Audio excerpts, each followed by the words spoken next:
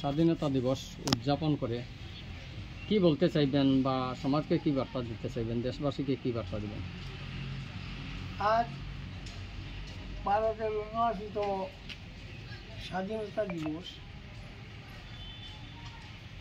এই 15 আগস্ট 1947 ইংরেজিতে ভারত স্বাধীন হয়েছিল। ইংরেজের অধীনে ভারত ছিল এবং পরবর্তীতে তা আমাদের দেশের জনগণের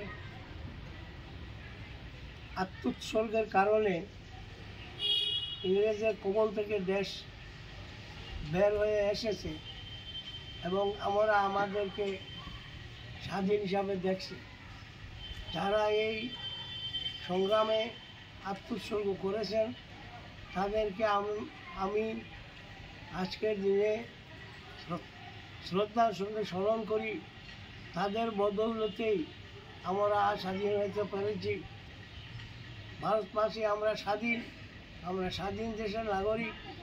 আমাদেরকে আমাদের দেশের প্রতি আমাদের যে কর্তব্য, যে নিষ্ঠা রয়েছে তা আমাদেরকে পালন করতে হবে এবং স্বাধীনতা দিবসে সবাইকে এই মর্মে শপথ গ্রহণ করতে হবে দেশের উন্নতির জন্য এবং পরস্পরের সহিত সহমর্মিতা রেখে দেশের উন্নতি আমরা করব এবং পরস্পরকে এমনইভাবে জড়িয়ে ধরব যাতে করে এক ভাই আরেক ভাইকে জড়িয়ে ধরে দেশ থেকে সাম্প্রদায়িকতা, দুর্নীতি এবং অন্যান্য যত জিনিস দেশকে কুক্ষিগত করে সেই জিনিসগুলোকে আমরা উপড়ে ফেলতে হবে এবং উপড়ে ফেলে দেশকে স্বচ্ছ একটি ভারত হিসাবে প্রতিষ্ঠা করার চেষ্টা করব।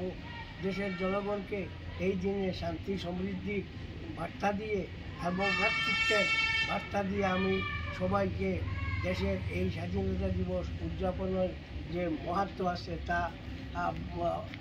তা সগৌরবে অনুভব করার অনুরোধ করি।